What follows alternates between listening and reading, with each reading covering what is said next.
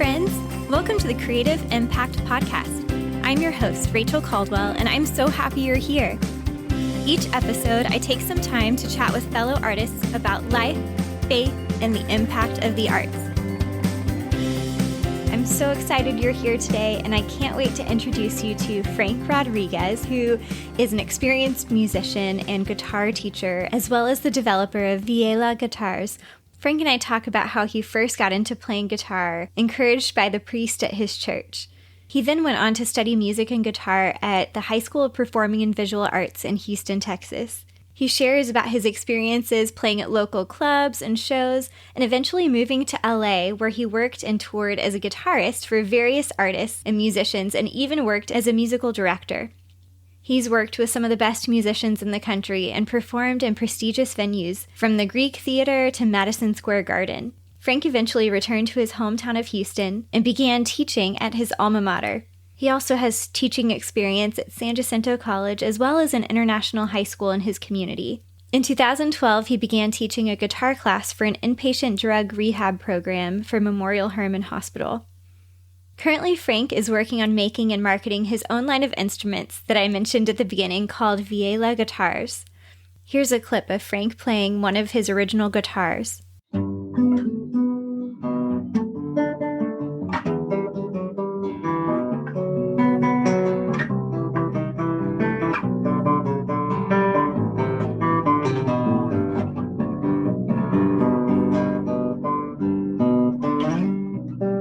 Throughout our conversation, we get a chance to talk about his personal journey, including some of the highlights and the challenges of working in the music industry in LA, as well as his heart for teaching and the value of working in our own communities. One of my favorite parts was hearing how Frankenstrings and Villela Guitars got started, and how interest in the guitars has picked up because of the pandemic. Not only does Frank have so much wisdom and experience to share, but he also is just a really kind and incredible person. I can't wait for you to get to hear his story. Enjoy my conversation with Frank Rodriguez.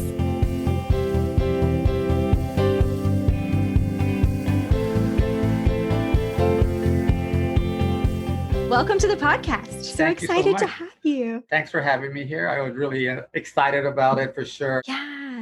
Well, Frank, it's super fun getting to talk more one-on-one. I know I've had the blessing of getting to see you here and there at different events, like at River Point some, and then also I know the McCleskys do, Sandy and Jeff McCleskey. Oh, that part. Yes, yeah, yes. their Christmas parties are so much fun. Do you want to just kind of introduce yourself to the listeners, let a little bit about your family and kind of what you're up to right now? Yeah, well, my name is Frank Rodriguez, and I'm really have been doing education for the past almost 25 years now. Yeah. And nice. So it's been something I've done. And of course, after the pandemic, things really changed. I was mainly a consultant for the schools. And so I would go in there, they call us adjunct faculty. Oh, yes. And so I would go and do different things. Mainly, I was doing a thing at a college, and then a thing at a inner city school through HISD, Houston Independent School District. And so I did that. And then I just started sort of going more into still teaching, but I was doing more of the drug rehab programs, which is sort of cool. But during that time when I started teaching in inner city schools, I started developing instruments and doing different crazy things that I thought would work. Yes. Everybody always say, "Man, that's crazy. I don't know about that." And I even had manufacturers and people tell me, "Well, yeah, Frank, that's just the idea. That's so daunting. The fact that you might want to start a new little instrument type of a group of instruments." So that was pretty interesting. But the funny thing is, I was doing that while I was teaching at rehab, and while I was teaching at my inner city school. It was like a middle through high school type of thing. Gotcha. Yeah, and my parents are. My mom's 90 and my dad's 93. Wow, that's so cool. I mean, I've been married for about 24 years now. Yeah. And the interesting thing is that everything's good and we're all connected, but now I'm actually taking care of my parents. So I wake up early and I shoot out to my parents so I can make sure that they take their meds and and all that important stuff. And and then take care of them. So my family life is good. But it's sort of between here at home in my shop and then going to my parents. And Right. my parents are from Mexico, from the northern part of Mexico, like Monterrey area. Yeah. Yeah, and my dad was born in Laredo, Texas, which is just south of here. So Okay. little border town. Yeah. And so I grew up in that sort of environment, going to Mexico a lot and doing stuff. Yeah. So right now I'm reconnected with them because I'm with them again. That's so nice. Yeah, I'm sure Yeah. it's a whole nother season, Yeah, it's like I made this big 360. I said, "Oh, okay, okay. Here I am. I'm here, and hey, did you do this?" Exactly. So, The roles kind of flip a little bit. Yeah, it flipped over. So it's pretty interesting. But meanwhile, I've been doing the music stuff. Right now, I had to resign from the HISD stuff. Yeah. Really, because it was just too hard to do remotely, and it's very confusing right now for lots of people. It is. Yeah, it's really tough. I really feel for all my colleagues that are out in different districts, because I deal with people all over the country. And then once my instrument sort of launched in October, now it's all over. I deal with people all over, from Germany to Australia to Canada. I mean, it's just people have reached out, which is really cool. That is so cool. It's a good deal. Yes. And that's neat that you're kind of connected globally right now in the midst of all that's going on. You're kind of getting that perspective from so many different places in the world. So. Right. And there's people that have obviously educators that have done this for a long time, but it's been more, I have to say, probably more pop oriented musicians, people that have big fan bases. People know them for maybe a hits they had and stuff. Yeah. So it's really interesting because they have been doing this for over 10 years now. Okay. Some of them have a very established following, subscribers and all that. But the funny thing is that education has never followed that particular trend. Interesting. And now education is like lagging behind. So I'm telling the people, really look into these particular people, because they have it down. They understand obviously the video part, and they understand what it is to put things together and just reach out to people through online. And so they have like a 10, 12-year jump on everybody. That's true. That's good to get listen to those people and get advice from them, people that have that experience. And exactly. Yeah. Yes. But that's the way of the future. Me and an educator were talking about it yesterday, and goes, those that are not catching on to this, it's going to be a tough thing for traditional educators, I think, Yes. I agree. It's a lot of change, for people really fast. So, Well, so good to just hear a little bit about what you're up to right now. And I'm excited to hear more about your business and creating the instruments a little bit later in our conversation. Yes. But I'd love to hear, what first got you into music and playing the guitar, first of all. I guess first, my mom was always she loved music, the whole thing of she loved these, the sound of music. She liked people like Benny Goodman, Glenn Miller. And so the music part of it was that's where I really once started listening to the music she listened to around the house. And then traditional Mexican music, so that was it was a cross between, I would say, since she listened to Benny Goodman, obviously it was jazz oriented. And then, but the traditional stuff was mariachi music, those boleros, which is like a really interesting, there's a thing called danzones. It's just very popular out of Mexico. So listening to that. And the funny thing is, it was the priest at my church that got me, once he started listening to me play, he goes, I think you sort of understand this. That's really neat. Yeah. So a lot of the stuff I did, and the first things I did were, I can't say to play in church like the mass. I wasn't doing the mass, but I was just playing for special events. He would say, "You think you can accompany me for Oh Holy Night?" I said, "Sure, I can do that." And so I would do those kind of things where it was probably a little bit more on the classical side, because I was starting to read music. He helped me really start to understand that particular part of it. So it was through his name was Father Kennedy, and Father Kennedy would and I was an altar boy. In my chair. So I did this. So after I would do the first two masses, I would ask Father, can I go up there and practice on your guitar? Because he had a beautiful Spanish guitar. So that's where I got into the guitar part of it. About how old were you then? I was about 9 years old. Okay. 8 or 9 years old. Yeah. So I started right around then. But he's the one that really created that environment for me to learn. Mm-hmm. And he played pretty well. He understood. Later on, I found out that my teacher was his teacher, like Really? 15 or 20 years earlier, he had studied with the same person. Okay. So I thought I cracked up once I found out that we were like, oh gosh, you had the same teacher. That's so funny. Yeah. But once I got into guitar, I mean, he's the one that sort of set the things up. And then my dad sort of said, well, if you're going to do this, then you're going to have to learn music. Yes. And in Spanish, he said, la nota. You have to understand la nota, which means the note. You have to understand the note. That means there has to be a foundation. Right. To me, that was very important. And for him, it was very important. And especially for me, because I wanted to continue doing it, Right. And so finally, a lot of my friends were doing, they were going to performing arts, HSPVA, which is a school here in Houston for sort of gifted and talented. And I didn't feel I was a gifted and talented person. I was just very, very stubborn. I really had to. I was very patient with learning, but I didn't have some of that talent. Yeah, it was more the work ethic. Like, I'm going to stick with this and I'm going to keep doing it. And next thing you know, I want to say at that time, they only accepted maybe 2 or 3 guitars per year. Wow. Okay. So it's pretty tough. Yeah. Competitive. Yeah, it was a performing arts is like, it's a public school, but if there's auditions, you have to audition and then you have to go back. And then my audition went all right. I think I played like Stairway to Heaven. But at that time, Stairway to Heaven was brand new, now it's like, right there. It was like early mid-70s. It was a fairly new song. And then, when he gave me the music, because it was jazz oriented, I really couldn't. I just didn't know about it. And then the guy looked at me, he goes, well, seems like you can play a little bit, but you really don't know how to read music. So I'm going to re-audition you. He said, first, here's these names of these people.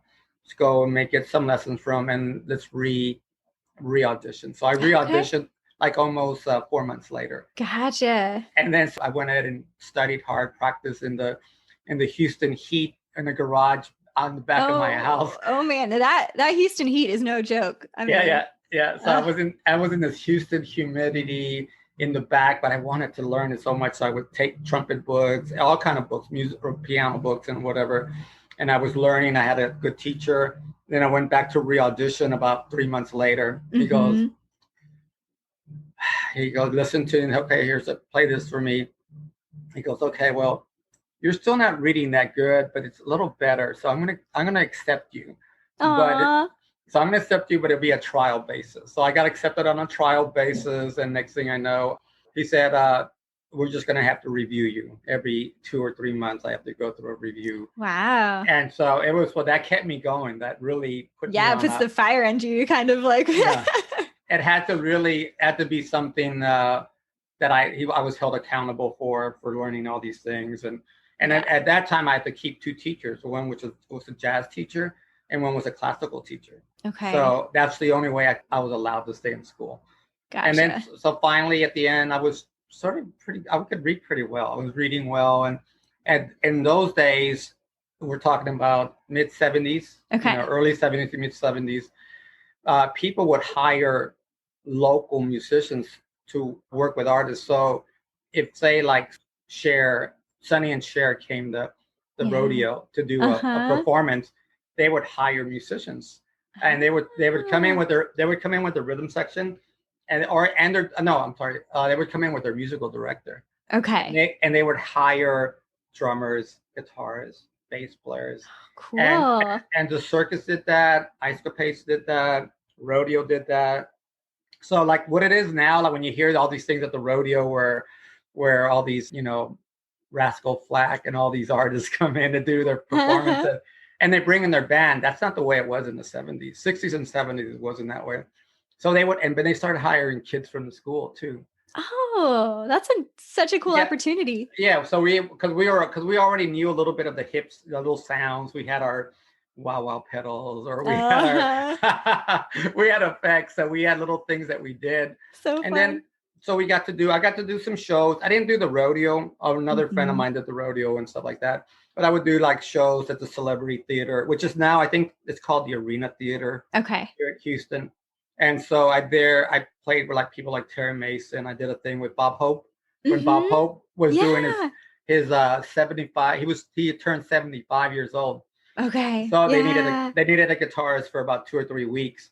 So I did that little particular job there for 2 or 3 weeks. So that was sort of cool. That is. And so when my dad saw me do that, oh, you see him? You see what he's up? Because it was on TV. So it was on TV. Wow. They ended up saying, oh, well, Bob Hope is here for his 75th birthday anniversary tour or show. And then they had a quick little flash of all the musicians setting up. And my dad saw me. He goes, oh, look, there he is. Aww. He's like, okay, he's doing this. Like, yeah, so I guess he's doing it. Yeah. So at the end of the day, that was a confirmation for that. Hey, well, he's, he's serious about it. So right. And I got good with reading. So next thing I know, that was a nice thing, Yeah. to be able to do that. For sure. So where did, life take you after high school?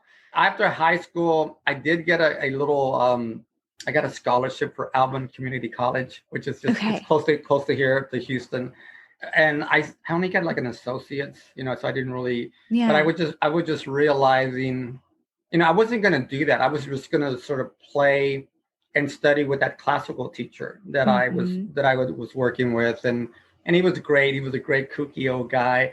And he was probably in his 80s. And and the drag about it was, oh, my prom night, he passed away. He died. Aww. So I was I was thinking of really trying to stay with him because I knew he wasn't going to be around very much longer. He was. Yeah. So I ended up my senior year. It was crazy. I couldn't figure out where to go. And I did have that little scholarship for Alvin. So I went there, but I was trying to get to North Texas. I was trying to study they had a great program there. And they ended up they couldn't let me in because it was too late in the year. So that's why I ended up going to Alvin. But I kept on wanting to go back. And I said, well, can I go? No, I'm sorry. It's all full. We're only letting 5 people come in to the program. And then so I went to SMU. I tried to go to SMU to study with another guy who's really Bob Guthrie, great guitarist, more classical. But he was busy too. He said, no, I'm all full. And then finally, I went to a program in San Antonio. Oh, okay. They were making a program which was equivalent to the Guitar Institute of Technology. There was one in California. And they decided to have one here in Texas. And it was being led by a great guitarist, Jackie King, and a guy named Herb Ellis, great pioneer. Especially Herb Ellis, very well known. And at the end of the day, I said, okay, this will be cool. I'll do that. So I went there and I was already writing music. So I was already doing little things. So I took my scores and they thought, oh yeah, this looks really good. And so I went ahead and enrolled, and it was sort of pricey at that time. We're talking like 1978 or so. And it cost about $2,000. Oh, yeah. And at the time, that would be a lot of money for sure. Yeah. That would go especially for like just a guitar type of thing, Yeah. So I went to the school, and then I realized that a lot of the people were more like pop musicians, rock and rollers, which is great. They're nothing, don't get me wrong. Yeah. Great players. But I was already doing more jazz things and a little bit on the classical. And so next thing I know, they bring in a rhythm section to play with the kids. And I already knew lots of songs. So I would call it a song. And then they started realizing, oh, this guy already plays. That's sort of cool. So the school was happy to have me. But then they asked me, we see you read really well and you know all this music. Do you think you might help the other kids that are quite not ready for this kind of stuff? Yeah. And so I would have been sort of like a little bit on like a student teacher, faculty. Yeah. And then I said, no, I don't think I want to do that, but I think I want my money back. That's what I told them. Because I didn't want to teach at that point. Even though I liked it, I didn't want to teach. I wanted to learn. And then so they gave me everything but $50 back. So that's pretty good. I did good. I went back to Dallas to try to get into North Texas, and he saw me again. This was already for the 3rd time. He goes, "No, Frank, I can't take right now. We just, you're sort of late again. You can't go." So it was just like timing thing. Yeah. He said, but here's this guy in Los Angeles, in LA. He's a great teacher. He's a great studio guy, and he knows everything I know. I said, okay. So I left. That was like in 78. Okay. So that's when you made the move. That's when I made the move to Los Angeles. So it was like, but I really was trying to stay here, Rachel. Yeah. You're like, you were pretty persistent too. Like, I'm going to keep trying, you know? Yeah, I tried, and then after a while, I just said, no, so it wasn't really like, oh, I felt like I needed to go to LA to. It was kind of like, after the other things, the doors closed. It's like, okay, well, I guess this is where I'm going. Yeah. So at the end of the day, I said, okay, we'll go. It was tough because nobody in my family, Hispanic families don't really, we stay pretty close, we don't really. So for me to leave, my grandmother cried, she was in her 90s and she cried, and I'm going like, I've never seen my grandma cry. Yeah. But I was one of the first grandkids to just sort of like, I'm out of here, Okay. Yeah. It was a little tough. Yeah, that would be hard. And my dad cried too. It was really funky. Yeah. So I was next thing, and like late 70s, I was in Los Angeles. So. Okay. What did that look like, your time in LA? Well, once I got connected there, first was just trying to get settled, because some of the first places we lived was right in Hollywood. And even though it was the 70s, it's pretty bad. Right now, California, it's pretty sad, lots of homeless, homeless situation is bad. And then it was still sort of rough, it was like great. I lived more on the east side of Hollywood. So that was nice. But after a while, I just, that $2,000 that I had really left real quick. And really, I bet. Yeah. So it's expensive to live there too, I'm sure. It's expensive. And I lived with a friend for a little bit. And then finally I got a job working at a warehouse, a health place for a little bit. Okay. Until I started looking around for gigs. I did contact my teacher. So we just had to set up something to really start doing steady lessons. But first, I guess, to get established. And so I started working there. And then I got a call from a person that I knew that I was in town. I was sitting in too, Yeah. In those days, you could go in there and, hey, man, can I sit in? And so you would sit in different situations. Oh, cool. And kind of networking almost, like you're getting to know people. And, and they would let you do that. I would call and say, hey, well, I hear you're working such and such place. Can I sit in? Oh, yeah, come on in. So they let you play a song. So that was sort of interesting. It was a nice thing. That was definitely, it was still that sort of 50s, 60s things where people were playing together, and there was a lot of activity in Los Angeles. So that person that I sat in with, he remembered me 6 months later. He fired his piano player. Okay. And so that gave me the opportunity to go in there and work with him. And I ended up working with him for about 4 or 5 years. Wow. Nice. Yeah, and he played like steady gigs, and mainly in downtown LA. Like, are you familiar with Los Angeles? I've been there some, but not recently. More in my growing up years. So yeah, it was. We would play like off Broadway, which is not like in New York off Broadway. Yeah, but it was downtown LA. So there were some theaters, and it was pretty interesting. It was still vibrant, still clubs, Yeah. So he wrote a lot. He was a great arranger, great writer, and he kept me employed. And then once I got the employment, I kept both jobs for a little bit. Like the factory job. Yeah. But then I was starting to get sick because I was coming home at 2 or 3 in the morning, and then waking up at 6. Yeah, your body's like, I can't handle this. Even though I was young, it was still tough, and I was starting to get sick. I wasn't getting enough sleep, and so at the end of the day, I ended up. I'm saying, well, I'm getting rid of this factory job. Yes, you're like, okay, I can sustain it. I can do it. And then so next thing I know, I'm doing that, and it was great because the thing is, I could read. So once those particular jobs when he started getting less work, I would go somewhere else. And I started doing almost the same thing that I did here, which was shows.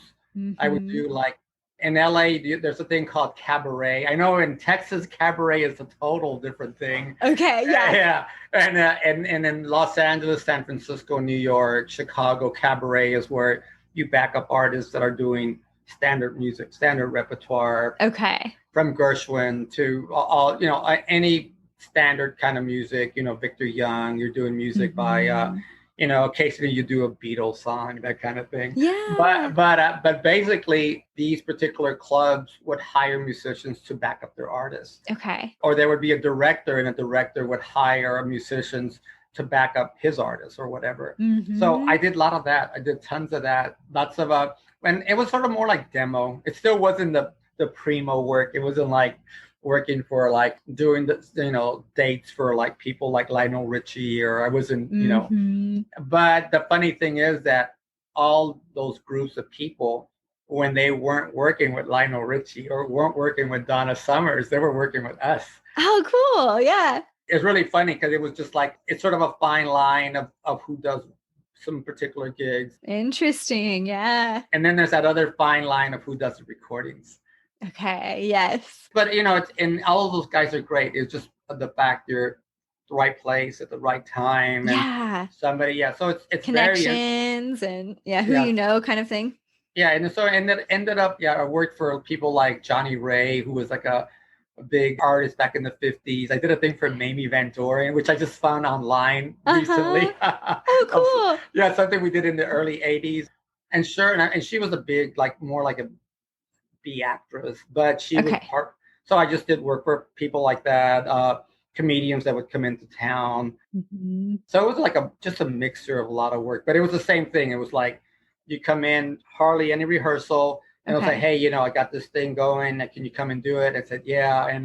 And lots of times I would say, because I already knew who all the great cats were in town. And, they were like, I knew, I know that, that you usually use this guy. And I sort of, the names are like, great players like Grant Geisman, who are great performers, great guitarists, Carl Verheyen. I know all these.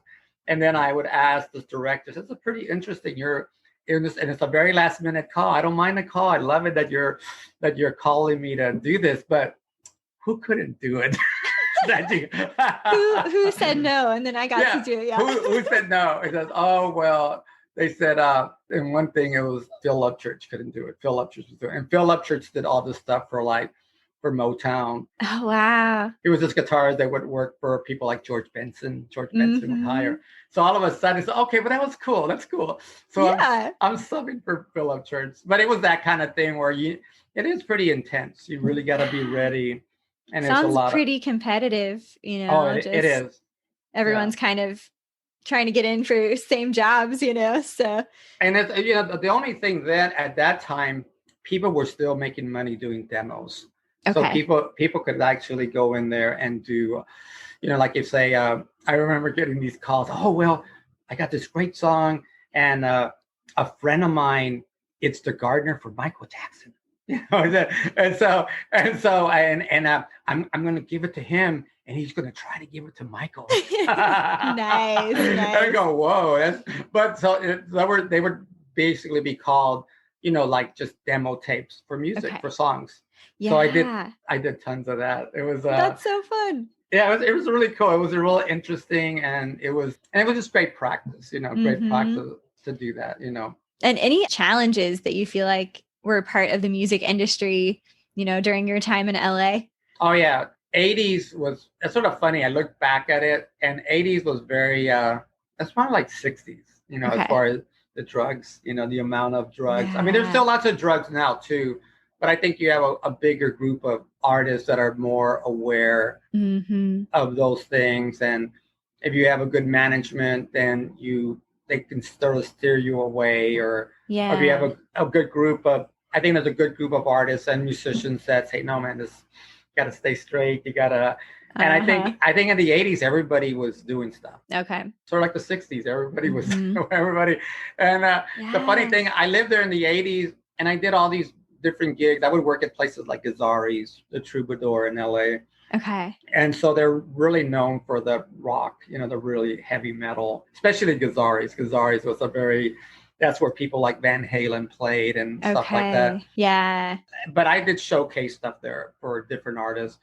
And those 80s, everybody was taking drugs. But I wasn't part of my life, wasn't part of what I was doing, because I wanted to be straight. I wanted to make sure. And I would see them sort of wander off, and that's always scary, because I wasn't scared that I would get into it. I was just scared what would happen to that person. Yeah. Like, how is that going to affect their career or their life? Yeah. Yeah. Their life. And sometimes it just happens just because they're not getting a fair shake at the industry.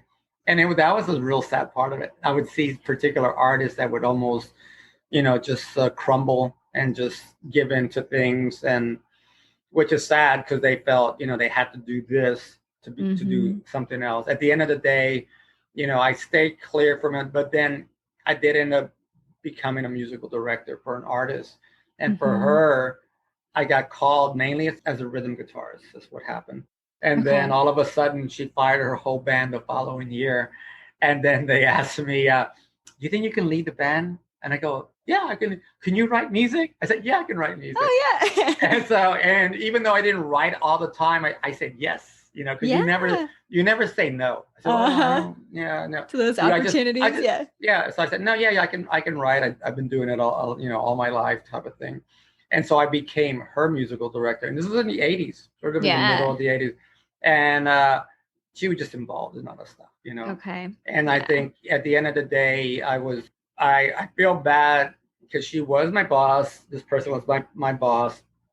But I just so busy dealing with the music part of it, the production part of it, that I just didn't say, okay, no, can't do this. You shouldn't be doing. And I was older. I was definitely I was about 8 years older than her, that person. So next thing I know, it really took control of that person's life. Oh, wow. And so their career they still sold millions and millions of records. She did great. And they still love her, she's definitely, I guess, iconic. So she has that following, but it would be times where, a friend of mine shot me a video of that artist, Amy Winehouse. Oh, yeah. Yeah. That sounds right. Amy Winehouse. And then my friend shot it to me and I looked at it and it was just like a throwback to some of our gigs. Interesting. I'm looking at it and, with this artist, I traveled all over the States with her, I got to work and I was blessed. I was able to do good things with this artist. I would play like the Greek Theater in LA with her, or we would do stuff. We did stuff in Madison Square Garden. Oh, cool. We did great things in South America, Central America. I went to the Caribe with her, Dominican Republic. I would do, we did a lot of great gigs. And so, but I just could not be that big brother that I should have been. That always weighs heavy on me, that I couldn't say, hey, you really need to stop this, Yeah. And I don't know why I couldn't do it, because I could do it now. It does seem, that would be intimidating, I feel like, or hard to do. Yeah. And it's just, it was tough. I should have been able to. And then at the end, it was interesting to sort of be in that where you're climbing up and you're doing good. You're playing all these great venues. Our agent was with William Morris, and he was a great, great agent. Yeah. And so next thing I know, but still things weren't going right. So yeah, kind of saw it fall apart a little bit. Yeah. And then our big fallout was in Madison Square Garden in New York, in the back. It was sort of interesting because it was in the back of the venue, and we had a big fight. I said, oh, how good. To have a nice big fight in New York where all the big boxing matches were. Right. Muhammad Ali, Joe Frazier, yes. And I think I was Joe Frazier that night. Gotcha. So that's funny. Well, that actually, transitions pretty well into just your heart for teaching, and now what you're doing with some of the, inpatient rehab for people that are dealing with drug addiction. Would you like to share a little bit more about, how you got into that, and then, what that looks like? Yeah. Basically, the teaching came from coming back from LA, coming back to Texas. And I thought in my brain, I had a great idea that I was going to do this great project and set the world on fire. And it just didn't happen. Okay. Yeah. Yeah. It didn't. So I tried really hard, and it was just timing too. I should have been probably with that idea right from the start, and I didn't. But it's all right. I still, I did the best I could, Yes. And then so once I stopped trying to become this rock star person, I ended up, I said, well, let me just teach. I think teaching would be cool. And the funny thing is I did start teaching and performing arts. So I became where I actually studied. Yes. You came back home kind of to the, Yeah. Where I ended up coming home and doing stuff there where I actually was probably more comfortable with. Mm-hmm. Even though I was called director of rhythm section, I would just let these kids play. I would just sort of, no, it's a little too fast. Could maybe do the melody again, but let's slow it down. And I was just sort of giving kids advice. I wouldn't really play much. I would just sort of explain what I needed to hear more of.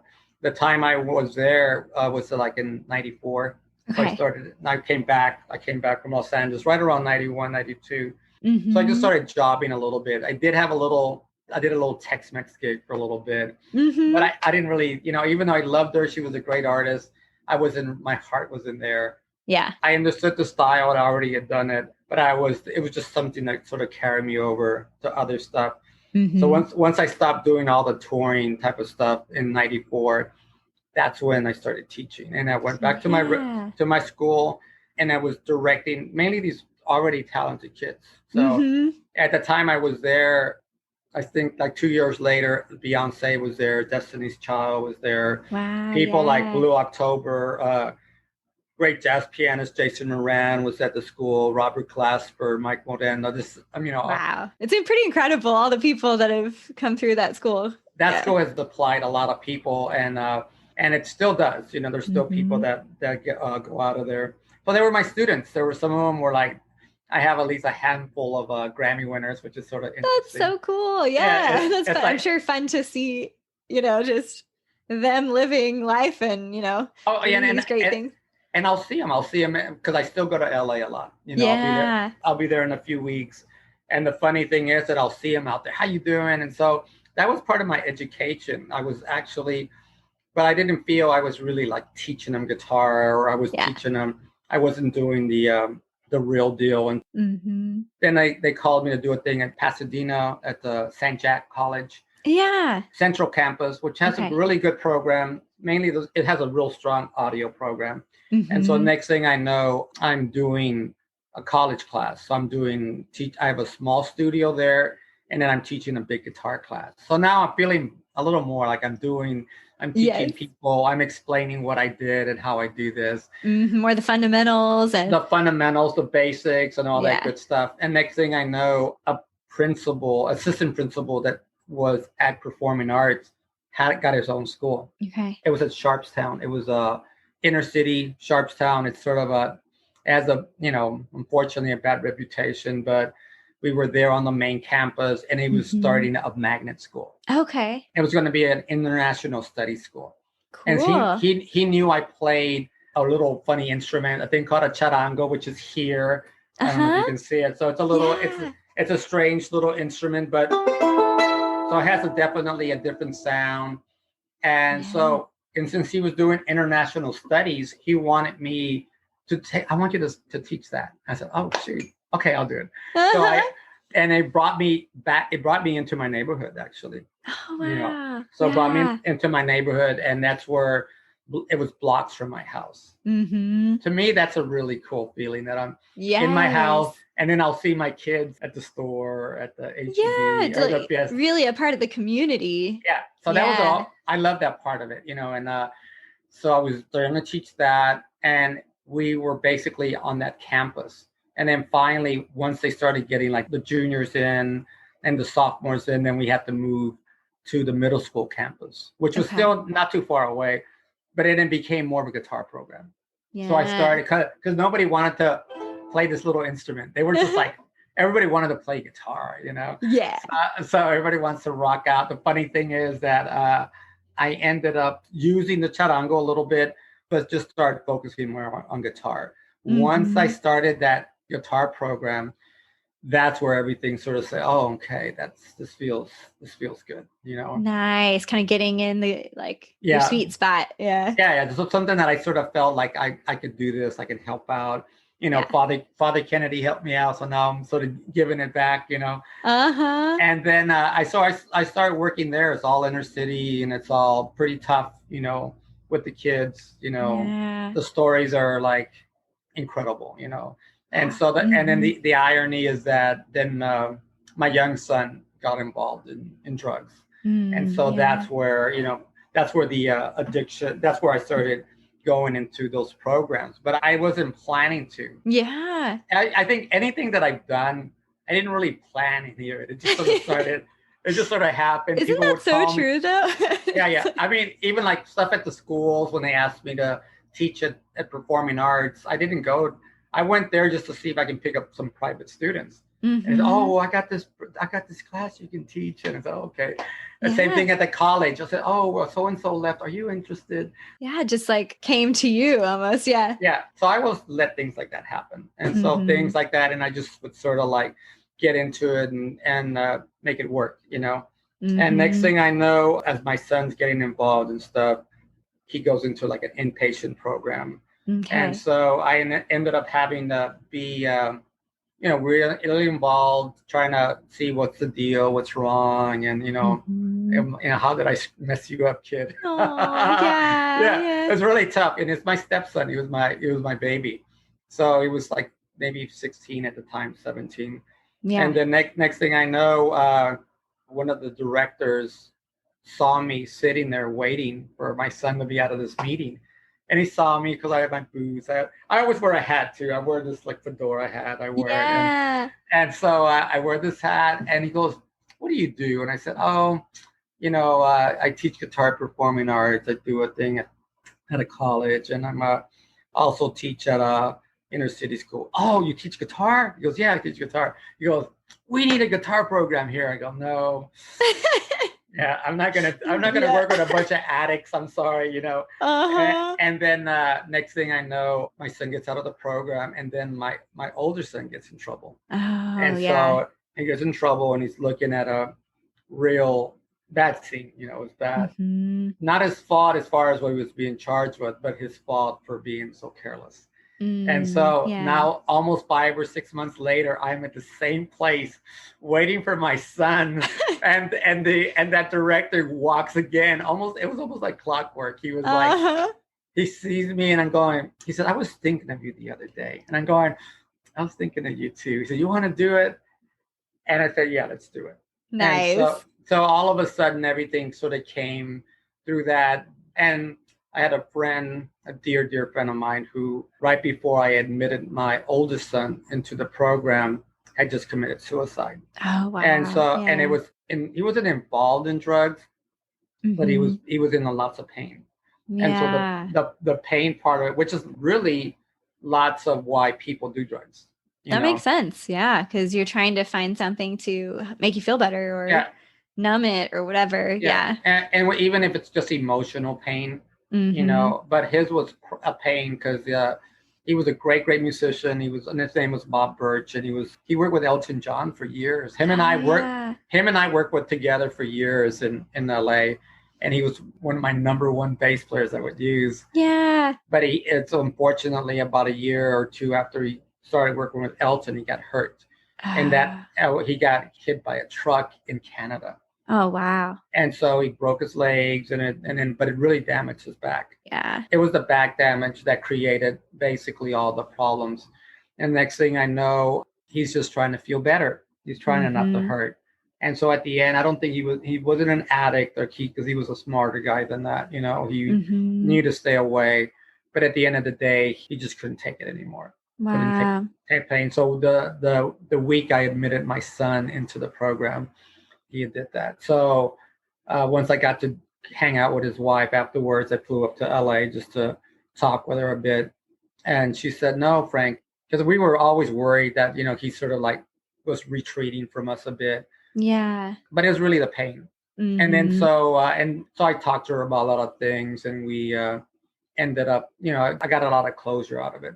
But it also just confirmed the fact when I told her I was doing this rehab thing. She goes, "Oh, that's so great. Bob would love that." Yeah. And so at the end of the day, that gave me that feeling that, that confirmation, that I was doing something. And he gave me, the funny thing is I wear these boots occasionally that belong to Bob. And so I wear them, and sometimes I alternate because I use boots, and lots of times I take them to these programs. And so sometimes I share the story, It just depends how I feel. I've been doing it almost 10 years now. That's incredible. Yeah. So it's really cool. And it's a very nice kind of thing to where, I can, it is like 360, I made Mm-hmm. this thing and it's been great. But during all this time, I never thought I would be doing anything like it. It's just, Yeah. How it came, yeah, just sort of naturally progressed into that. yeah. And I do it as a lesson. I don't do it like, Mm-hmm. oh, let's jam. We want to jam on a song. Let's do, Right. yeah, let's do Free Bird. It's not, I gave them a lesson. I said, no, this is how you hold it. And so I explain everything.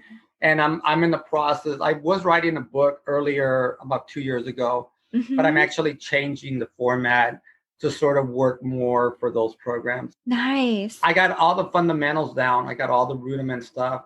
I'm not going to change that. I'm just changing a couple of things so it could be Yeah. more for a beginner, Mm-hmm. and for people that might want to do it and really understand the basics.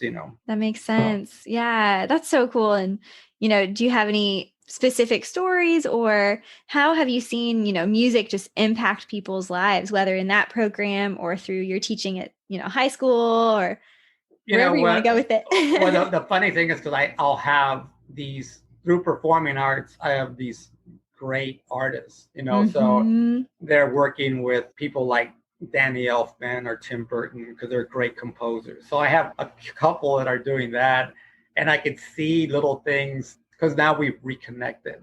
Yeah. And I always wonder, I always think, I said, well, you're already really so talented about what one particular person, his name is Edward Tribeck, and he's a great, great Yeah. composer, arranger. And so next thing I asked him, I said, I know I didn't teach you anything because you were already, so he goes, no, I remember when you were in class, you said something about when you're in LA, you got to be so ready. You got to be so prepared. Yeah. And just, I always remember that. I said, really? Aw. Because you never think Yeah. people are really, because of course, they're young and sometimes they're just kids. And Yeah, it's like, are they even listening? Like, do yeah, they hear anything I'm saying? yeah, they blow you off. But at the end of the day, he said that, and now he's 40 years old. That's so cool. And we had dinner about 2 years ago. We were in Santa Monica, and we decided to hang out and have dinner. And I just looked at him and going, Edward, I'm so proud of you, Yeah. And he was one of those kids that was unfortunately when he was there, the level of talent was incredible. Mm-hmm. So there was guitar players there were just, and he knows that they were eating his lunch. They were just like, and all of a sudden now that, he's the big boy on the block, he's like, yes, he's the one hiring them to come in and say, hey, so the tables have turned. And I told him that I always knew that you would do well, Mm-hmm. and I always, because he was sort of an underdog. So in that case, I see that part of it through that particular institution, which is a higher learning, more intense. And then on the school level, I mean, the inner city is just what kids have been able to do to occupy themselves. And maybe they weren't going to be professional musicians or not going to be, like being in bands, but it was going to be something to enrich. So I see those kids. Yes. And I still live in their neighborhood. So right now because my business is getting a little bigger, I hired two of them to come in. That's so cool. Yeah. Yeah. One majored in international business. Nice. So I said, oh, I need you. Uh-huh. And so she comes on Mondays and she takes care of certain things. She'll do invoices for me and stuff like that. Nice. So I can see the fact that, I want to keep it in here. I don't want to outsource anything. I want to keep it in America, and I want to keep everything, even though people say, oh man, take it to Korea or China. I said, no, I think most of it needs to be done here. Yeah. Mm-hmm. And so in the drug rehab stuff, it's a little harder to tell. I know they enjoy it, and I know they always thank me for being there and showing up and and hanging out with them. And so it's been harder to see, exactly what it's done. Mm-hmm. But sometimes they'll call me and say, oh, I got your number through so and so. I said, that's fine. We can talk now because you're out of the program. You're not here. And so sometimes because there's a lot of things when you deal with rehab through HIPAA, all these laws that, confidentiality things. But, when you're there, and many times when I go do these things, I'm tired and I don't, almost don't want to be there not because I don't want to be with them. It's just I'm tired. Yes. But then I show up. Yes. Yeah. I show up and boom. I said, oh, this is cool. I just got Yeah, like drawn. I'm supposed to be here. That's so good. Yeah. So it works Yeah. out good. So Love that so much. And I'd love to hear you kind of, have given little bits of the story of your, Frankenstrings and creating oh yeah. your own instruments. I'd love to hear more about that and kind of, how did it get started and what that process was like? Mainly, the funny thing is that once people didn't want to play this instrument, which I love, Yes. because it is like a guitar. If you live in the Andes, then you, instead of playing guitar, you're playing. So you're playing stuff where you're using this, and you can use techniques like on guitar, and you can play like. So it has like the pretty little arpeggio, or you can strum. Yeah. So it has a different tuning. So Okay.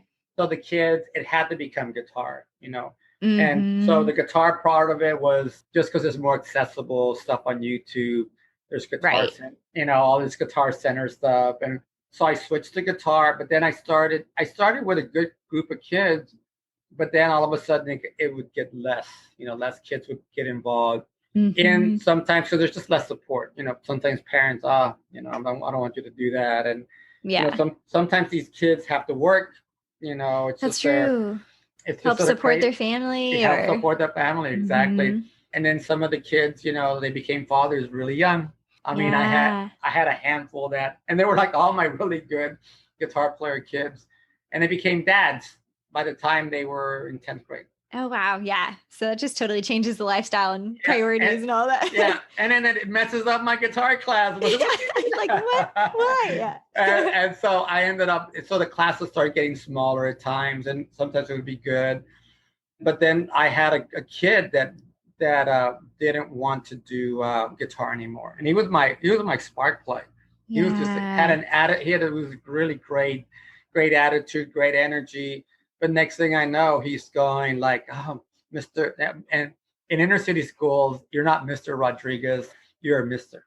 Just Got Mr. it. Yes. So I was Mr. So Mr., I don't want to do this anymore. I want to do the. I said, what? He says, yeah, I want that. Oh, you want to play bass? You want to play bass? No? Yeah, I want to play bass. So he wanted to do stuff like he wanted to do like he wanted that sort of heavy thing, but I wasn't going to incorporate bass into my program because technically bass, it's a different set of notation. It's bass clef, and then also it's a different tuning. Mm-hmm. So all of a sudden I would have to. So I said I had a cheap set of low strings on for the guitar, and I ended up just doing and sort of like started messing with it. I was getting pretty close, but then they were just breaking and popping on me. So I talked to a friend of mine in New York, and I said, hey, got this idea, and he's looking at me and trying to figure it out. But what I'm doing is no different. I decided to just make a guitar and put a guitar together that has lower strings, but on a regular scale guitar. Got it. So it's a regular classical guitar, but now it's the size of a typical guitar. Makes sense. Normally the contra guitars are big. They're like are almost like a bass. So it limited the amount of people that can play it. But now I had to focus on more of a string thing. I had to work on the gauge, what's called the thickness of the string. I had to work on the tension of the string. Mm-hmm. And then I had to sort of like sometimes reconstruct the thing they call the saddle, which is this part here. Okay, yeah. And so I had to deal with that. And so one of my friends from New York said, it's just, that's sort of really, you're wasting your time. I said, okay, I don't know. I think, so I didn't want to drop it. And so I ended up, because of that one boy, sort of focusing on something that he could play. So he played the first crude type of, I guess, prototypes. Mm-hmm. And so right now, this is sort of like more of what people are asking. And it's just regular guitar.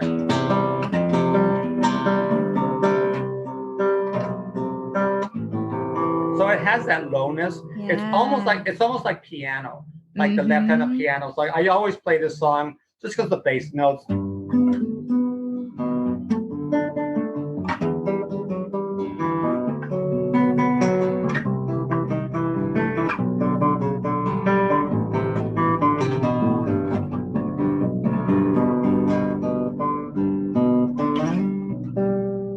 it has a beautiful sound. Yeah. The sound is really cool, and you can almost do anything. You can use a pick, but if you can do like a pop song.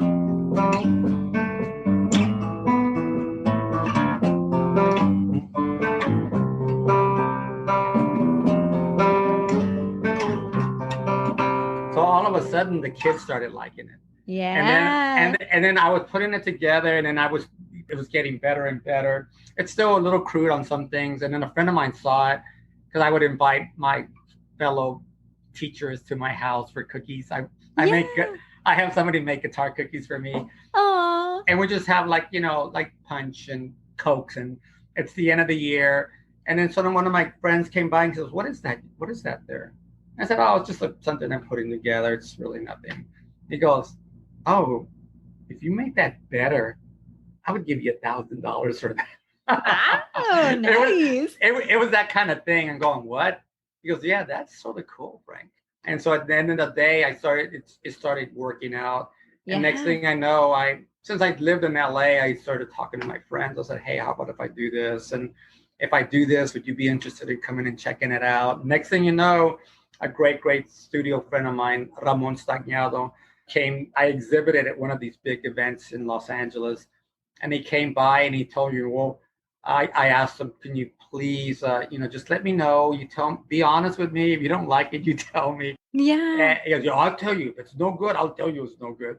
So next thing I know, he goes, "Oh, I like it. It's good." Oh, cool. And he's very particular. And he's Peruvian, so he actually plays charango, this little instrument. So he played that, but as soon as I did this, there's people were asking me, because they want to incorporate ukulele into the ensemble, because that's really popular. The only thing is that ukulele, nothing against ukulele, believe me, it's a great instrument, but in guitar ensembles, again, they have to transpose, they have to change things. You have to rethink things. And sure enough, I ended up just thinking of the charango. So the charango was the instrument that I started with. And the charango is basically, it's 10 strings, but they're doubled. Okay. So it sounds like a ukulele. It's a G, C, E, A, and E. And so I ended up thinking, okay, how can I make this to become a smaller guitar with that pitch, that high sound? So I ended up just sort of doing, because I had to scale it down. There's math involved in this craziness. I bet. I know. I was like, this seems more complicated than it sounds.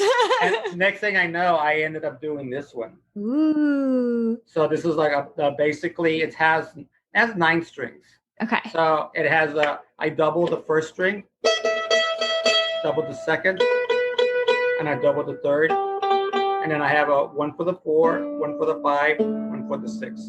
Nice. So it's a 9-string instrument. In Nashville, they do this to electric 12 strings. They don't put the 12 strings on there. They just double the first 3 strings, and they leave the other ones sort of plain. So now it feels like a regular guitar, and you can play it. So if you play a C chord, there it is. That's the. So it's a smaller, higher sound, but now it's almost like ukulele. So you can go. So you can do those things, but now you can do the high notes. So you don't have to rethink anything. It's still the same theory and process. The same theory, the same tuning. You can do, after a while, you can tune it up however you want to. But you can do little guitars. It's not a complete guitar. Like, you can't do serious repertoire. Maybe you can do stuff like.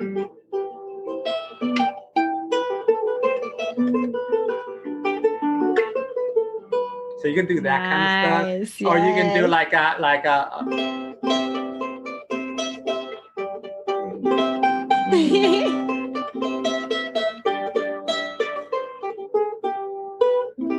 So you can do little things. You can do little things, which is sort of cool. But I broke up the family of guitar the way violin is. This would be the violin, and then the guitar would be sort of like the viola, and then the low guitar it's sort of like the bass and the cello. That's true. And it's never been done on guitars. They do it with different instruments. Mm-hmm. They do it with different instruments. So this took me about 10 years while I was doing the inner city programs and while I'm doing the actual drug rehab programs. Wow. So all of those people were the first people that experienced my craziness. That's so great. And it's pretty exciting to see. It sounds like it's really picked up, with different people and really taken off. Yes. So that's super exciting. Yeah. Yeah. I the pandemic caused that because when the pandemic happened, since I focused on education and I do all these education programs, presentations, what happened was during the pandemic, education was the first to shut down completely. Mm-hmm. Probably more so along with restaurants and other stuff. So a good studio friend of mine in LA said, "Oh, by the way, Tim Pierce loves your guitars." I said, "What?" Yeah. And so once he ended up telling me that, I'm going like, "Oh, that's sort of cool." I sort of know him. He's one of these big. He has these great tutorials. He's a great guitarist. Yeah. And then so I got to meet him. I drove from Texas to LA. Wow. With a band full of different instruments. Same instruments, but just different models, different colors. Mm-hmm. And next thing I know, he loved it. He's like, "This is awesome. This is good." So it's just an offshoot of the guitar family, Right. And I just decided to keep it traditional, keep it standard tuning, mm-hmm. and 6 strings, even though they're double, sweetie, like even though I doubled them, it's still 1 E, then a B, G. So it's 1, 2, 3, 4, 5, 6. So mm-hmm. doing this in rehab, which is sort of interesting because sometimes they don't want to play guitar. Say, "I don't want to play guitar. I don't want to do that, Mm-hmm. And then I said, "Well, I have this little bitty thing." And then they look at it. "What is that?" So all of a sudden they look at it and they see it. And I've engaged them, or I sort of I sparked a little interest. Yes. It creates that, like you said, that interest and kind of and so curiosity. And on some things, like for the guitar, it's like they don't want to do the chords, but I can see people wanting to go.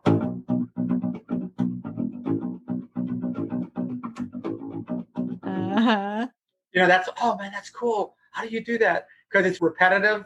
And instead of it being like something you have to, maybe, okay, you got to do it this way. And, oh, no, there's a freedom about it. Mm-hmm. Because it's a very individual thing, but it's also a sound. It's a pitch. It's a sound. Yes, that connects maybe more with certain people. And yeah. So the low connects good. The high connects good. If you want a guitar, here's a regular guitar. Right.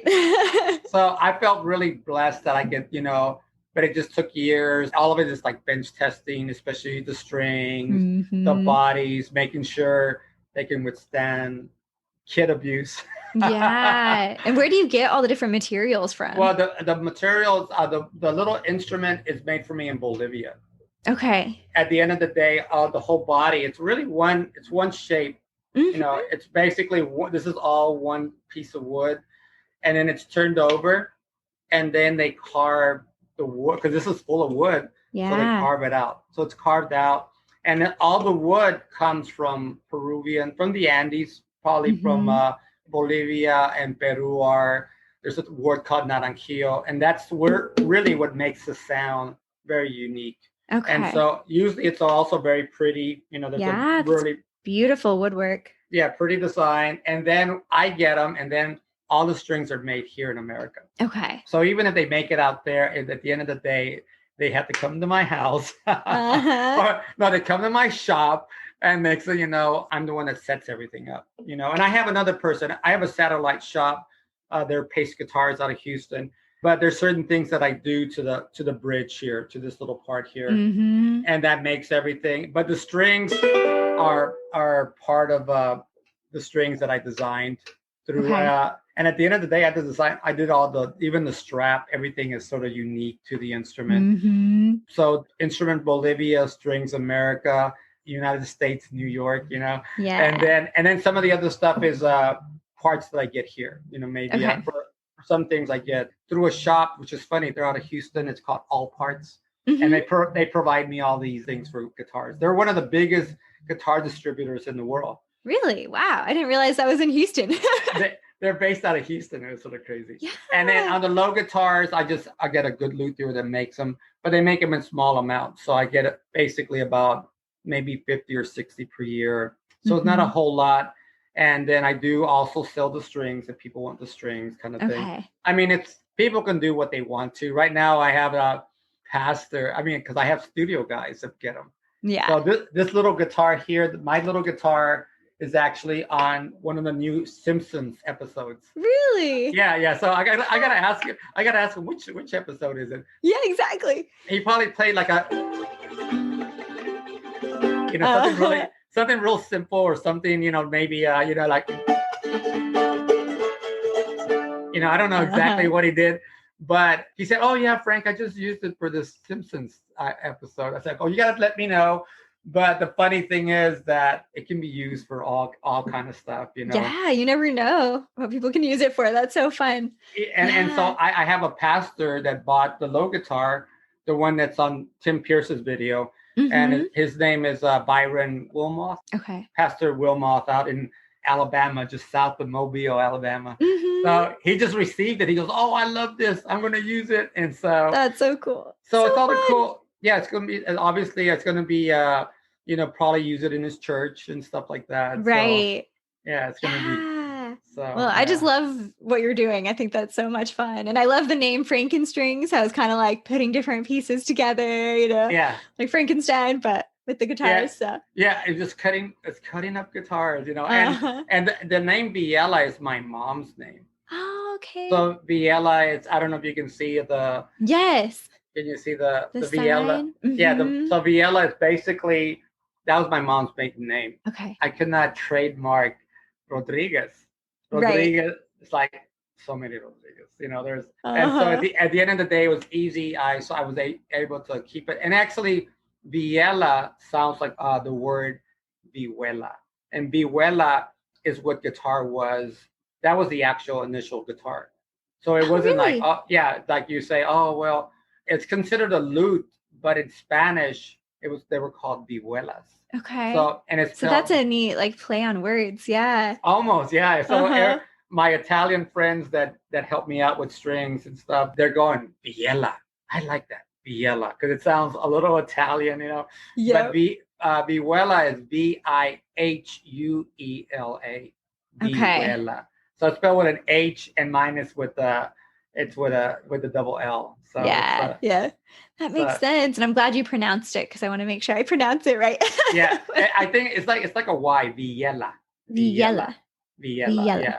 Okay. Yeah, and so Villela, no, Villela. Villela. Very good, sweetie. Oh, thank you. Yeah.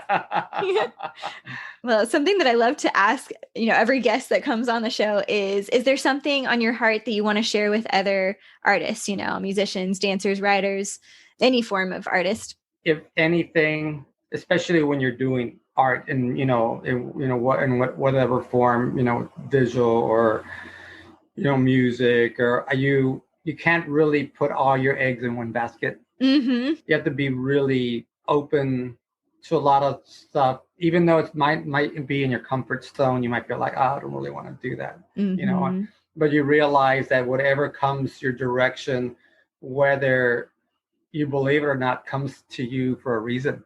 Yeah. And it's very interesting. And then to just depend on one thing or one venue or one place. I was talking to my daughter earlier because I was sort of nervous about doing this stuff. Yeah. And so I asked her, she said, well, just be Dad, you always talk, so you'll be able to get this. You got this. Yeah, you got this. So one of the things was, if you just stay in one area and that's your little area, then how do you really experience other stuff? How do you, if you're like just doing R&B music all the time and that's your niche there, and that's fine and that's good, but there'll be a time when that you can't do that anymore, or that artist is not doing that anymore, or it's the same. And I always see it too, even in church, where musicians get all, there's all these big churches that feel like, oh, we have this great music and great programs and great sound system or whatever. And at the end of the day, there's just this group of people that just stay there. And you really need to always venture out into your community, wherever you're from. Because I always had a hard time when people would want to pay me to do stuff like that. Because, Yeah. because as Catholics, we just, they don't pay you for it. You just go in there and This is service, you it's a are serving service. the church. Yeah. It's the church of the poor, Yeah. and so next thing I know, there's that little element where you start just to branch out. And Yeah. so, but if as an artist, as a musician, you want to always keep it all open. Mm-hmm. Basically, you got to keep, like they say, keep lots of irons in the fire, because there is like look right now, all the performing musicians, it's been tough. It's been a really tough year. It's been tough for all the performing. I see you do stuff online, and of course, I transitioned a long time ago because I'm older. I'm 62. I wouldn't believe that though. If you didn't. I'm 62, so I learned that when I was in Los Angeles, that if you don't really diversify and really keep a lot of things open, then it's really tough, because the profession is tough, the arts is tough, and you just gotta, you can't say no. Yeah, I can do that. You agree. You write. Yeah, I can arrange. I can do anything. Right. Violin. Yeah, I played violin before. Oh, I haven't. So. Oh, that's so good. That's great wisdom though, and just probably in all areas of life, especially in the arts. You got to be ready for change, and you gotta, that's a big part of it. There is right now, especially, and everybody says pretty much everything that's happening now, it's things that were going to happen anyway. It's just kind of happening faster, probably because it's almost like 10 years before it should have happened. Right, exactly. We're all kind of being forced into it, but the good thing with artists, I think a lot of times we're used to that creative problem solving, and kind of having to step out of the comfort zone. So I think that's hopefully been helpful for people, to adapt right now. Yeah, for me, it threw me out there to hurry up and even though like to be in LA, that's something I'm always there in the beginning of the year, so that's not a big deal. But now I was going because now my business depended on it. Yeah. So but it was the pandemic that sort of made me do that, and thanks to Tim. I mean, he has his subscriptions probably about 300,000 subscribers. That's amazing. Yeah, and so there was like, I think close to 30,000 views of my videos and stuff. And then I got a lot of, so at the end of the year, it got very tough. I'm still shipping things out right now. Yeah. They're in a way, they're sort of custom. So it takes a little bit, not a whole lot of time. Turnover's about 2 weeks and stuff. Okay. That's pretty good. Yeah. Yeah, that's pretty good. So I just got to make sure everything's right. The hardest stuff was shipping in Europe, shipping overseas. The exporting stuff was tough. So yeah, that's a whole nother world to figure out. Yeah. So. Nice. Well, just for a fun question here at the end, what is one of your favorite things right now? One of my favorite things right now, probably the rehab stuff. Yeah. Probably doing that. I mean, in that situation where I'm dealing with, and I have to say patients because they're patients, and I go in there. Yeah. I'm hired technically through Memorial Hermann, but I'm doing another one in Great Oaks, which is out in Egypt, Texas. So I do that one too. I think when I'm there, I sort of see my kids. Yeah. Yeah. It's like your heart. Yeah. Yeah. I see my son. I see the eyes. Sometimes they come in with such anger. They're just so mad. And then I look at them, and then I there's some many times there's not much you can say. And they'll say, are you all right? Everything good? And sometimes they'll answer you, but it's sort of nice because I think they know you're there and you're there for them. And at the end of the day, I've had somebody who didn't ever engage on anything. He wasn't part of anything that the class. He didn't even pick up an instrument. But when he was leaving and being discharged, he goes, "Oh, I want to thank you for being here." Wow. And at the back of my head, I'm thinking, well, you never did anything with us. But it was the fact that, and then he said, no, because I always knew you were here. Yeah. Wow. That's powerful. And that's very powerful. When you think about just how, I had divorced like years ago, like in 96. And then once I started teaching, which I haven't really said this much, but my students sort of became like my kids. Yeah. Because I miss my kids so much. And then when they started going through their stuff, I had to let them know that I was always there. Yeah. I'll always be here. Yeah. Yeah. I'm here. I mean, I'm here. I know me and Mom are not together anymore.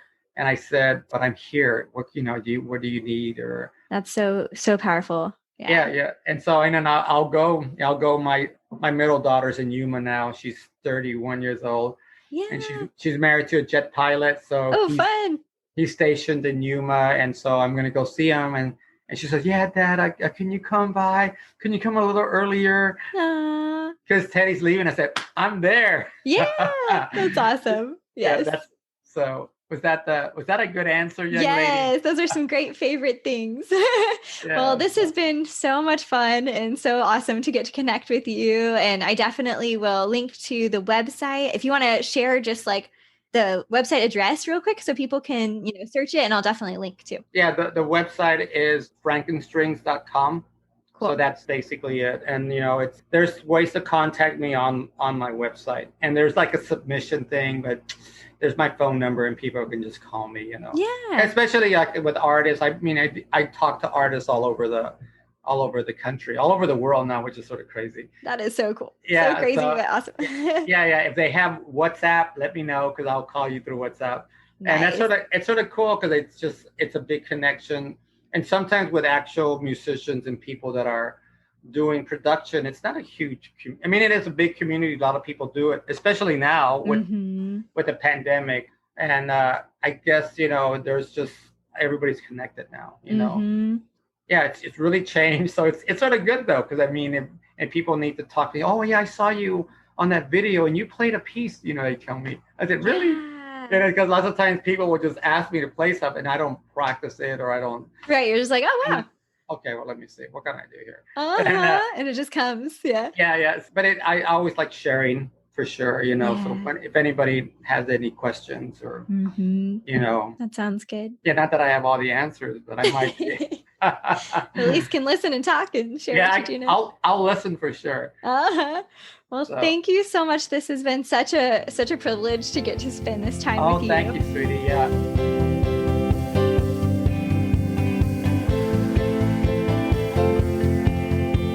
I had so much fun getting to hang out with Frank. Be sure to check out his website, frankenstrings.com, or connect with him on Facebook.